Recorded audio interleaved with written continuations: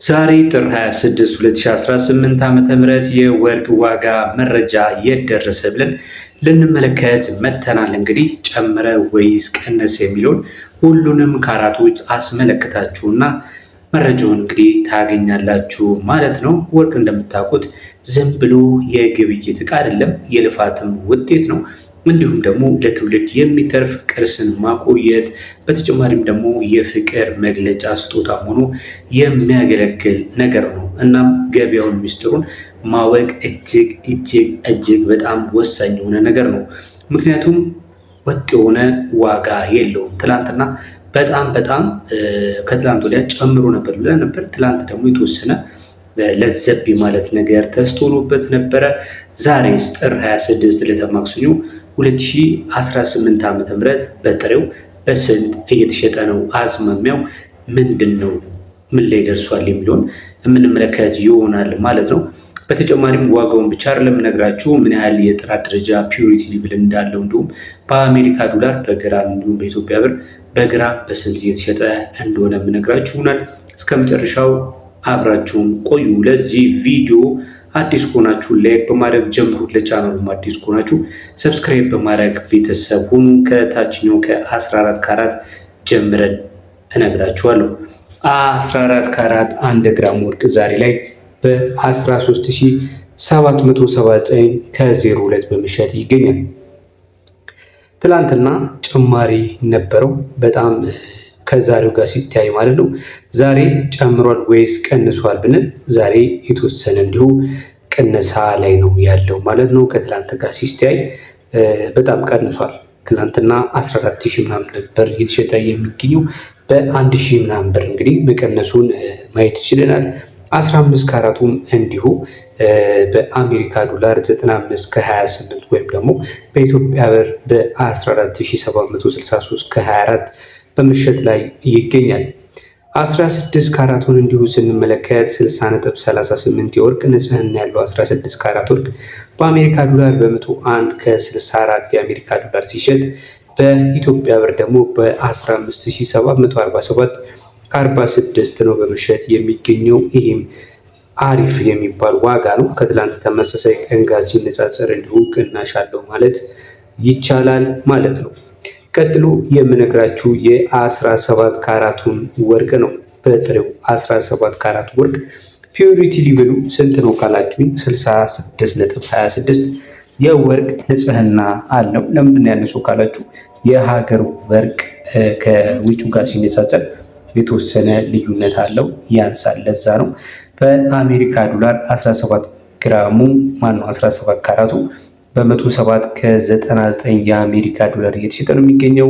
በኢትዮጵያ ብር ደግሞ በ16731 ከ67 ይሸጣል። ዛሬ ጥር 26 2018። በመቀጠል እንግዲህ ብዙ ጊዜ ለጆሮ ጌጥ እንዲሁም እኛም ሀገር ለአንገት ሐብልም ሰዎች ያደርጉታል። እጅግ በጣም ተወዳጅ ከሆኑ የወርቅ አይነቶች ነው የሚመደበው። ምንድን ነው ምክንያቱ ካላችሁ የመጀመሪያው ጥንካሬው ነው። ሁለተኛ ነገር ደግሞ ከተለያዩ ማዕድናቶች ጋር በቀላሉ መዋሃድ የሚችል ነው። በዛ ላይም ደግሞ የከለር አማራጮች አሉት። ስንት ካራት ካላችሁ ደግሞ 18 ካራት 18 ካራት ዛሬ እየተሸጠ የሚገኘው በአሜሪካ ዶላር በ114 ከ35 የአሜሪካ ዶላር ሲሆን በኢትዮጵያ ብር ደግሞ በ17715 ከ89 በመሸጥ ይገኛል። ይህ የወርቅ ንጽህናው 71.81 ነው የሀገር ውስጡ። በዓለም አቀፍ ደረጃ ግን 18 ካራቱ የሚታወቀው በ75 ፒዩሪቲ ሌቭል ነው ወይም ደግሞ 750 የሚል ምልክት አለው ማለት ነው። ተመልካች አድማጮቻችን እየተከታተላችሁ ያላችሁት ዕለታዊውን የጥሬ ወርቅ ዋጋን በብሔራዊ ባንክ ባገኘነው መረጃ መሰረት እየነገርኳችሁ ነው ያለሁት። ለዚህ ዩቲዩብ ቻናል አዲስ ከሆናችሁ ቻናሉን ሰብስክራይብ በማድረግ ቤተሰብ ሁኑ። በዚህ ቻናል ላይ ወርቅና ምንዛሪ እንዲሁም ሌሎች የቢዝነስ መረጃዎችን የምናቀርብበት የዩቲዩብ ቻናላችን ነው።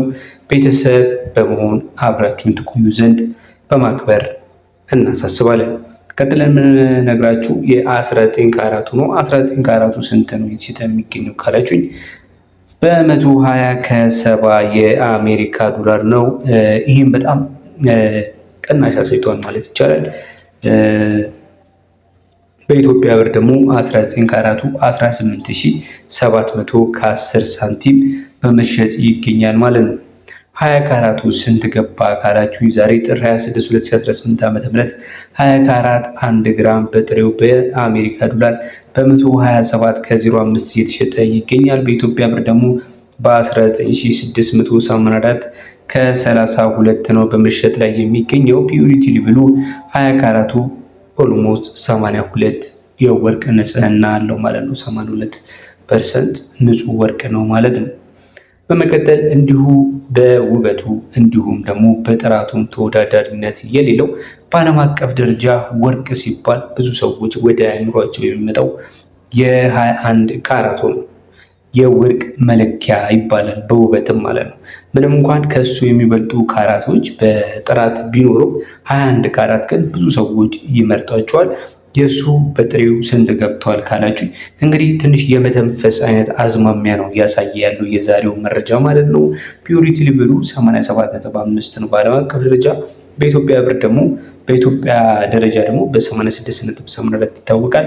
ይህ በኢትዮጵያ ብር እየተሸጠ የሚገኘው ዛሬ ላይ በ20668 ከ54 ሲሆን በአሜሪካ ዶላር ደግሞ በ133 ከ40 የአሜሪካ ዶላር በመሸጥ ላይ ይገኛል። ይሄ ትልቅ የሆነ ለውጥ ነው ብዬ አስባለሁ። ምክንያቱም የ2 እና የ3 ሺህ ብር ልዩነት ነው ባለፉት በዚህ ሳምንት ውስጥ ብቻ እያየን ያለ ነው ማለት ነው። በመቀጠል የምንመለከተው የ22 ካራቱን ነው። 22 ካራቱ እንደ 21 ካራቱ ኢንተርቼንጅ ተደርጎ መጠቀም ይችላል። ነገር ግን የጥራት ደረጃው ትንሽ 22 ካራቱ ከፍ ያለ ነው ከ21 ካራቱ ጋር ሲነጻጸር። ይህ ካራት በአሜሪካ ዶላር ዛሬ ላይ በ139 ከ76 በመሸጥ ላይ ነው የሚገኘው። በኢትዮጵያ ብር ደግሞ 21652 ከ75 እየተሸጠ ይገኛል ማለት ነው። እንግዲህ ወርቅ እየተመለከተን እንዳለ ነው እንግዲህ ይመስለኛል የዝቅ ማለት ነገር እየተስተዋለበት ነው። ከ7000 ብር ተነስቶ 24 ካራቱ ራሱ ዛሬ ላይ ስንት እንደደረሰ እንግዲህ አብረን የምናይ ይሆናል። እኔም ጓጉቼን ያለው ስንት ደረሰ የሚለውን እስከ መጨረሻው ከተከታተላችሁኝ ስንት ደረሰ የሚለውን አብረን የምንከታተል ይሆናል። 1 ካራት ይቀረኛል። ከዛ በፊት ግን 23 ካራቱ 95.73 ፒዩሪቲ ሌቭል ያለው በአሜሪካ ዶላር በ146 ከ11 እየተሸጠ ሲገኝ በኢትዮጵያ ብር ደግሞ በ22636 ከ97 በመሸጥ ላይ ነው የሚገኘው። በመቀጠል አንድ ወቄት የሚባለውን 24 ካራት ፒዩሪቲ ሌቭሉ ደግሞ 99.96 በዓለም አቀፍ ደረጃ እንግዲህ 40 አሉት ይባላል። 9999 ይባላል እና ኦልሞስት ለመቶ 1 ነጥብ ብቻ ይቀረው 24 ካራት ንጹህ የሆነ ወርቅ በአሜሪካ ዶላር በዛሬው ገበያ 152 ከ46 እየተሸጠ ነው የሚገኘው። 167 የአሜሪካ ዶላር እንደገባ መቼም አንረሳም። ዛሬ ላይ በኢትዮጵያ ብር ደግሞ 23621 ከ18 እየተሸጠ ነበር። በአርብ በቅዳሜ በእሁድ በነበረው ገበያ 27000 ነበረ። ትላንትና 25000 ተሸጠ። ዛሬ ደግሞ 23000 ማለት ነው። እንግዲህ የ2000 ብር እንዲሁ ከትላንት ቀን ጋር ሲነጻጸር ልዩነት አለው፣ ቀንሷል ማለት ይቻላል። እንግዲህ ዘውትር መከታተል እንግዲህ የሚጠቅሙ ለዚህ ነው። ለመወሰን ገዢውን ከሆናችሁ ሻጭም ከሆናችሁ ዕለታዊ በዚህ ቻናል ላይ የሚቀርቡት የወርቅ መረጃዎች ተከታተሉ ዘንድ ጋብዛችኋለሁ። እስካሁን ድረስ አብራችሁ ስለቆያችሁ እያመሰገንኩኝ በመጨረሻም ላይክ ማድረጋችሁ እርግጠኞች ሁኑ። አዲስ ከሆናችሁም ለዩቲዩብ ቻናሉ ሰብስክራይብ ሳታደርጉ አትውጡ። እኔ በዚያ ያልቃው። ሰላም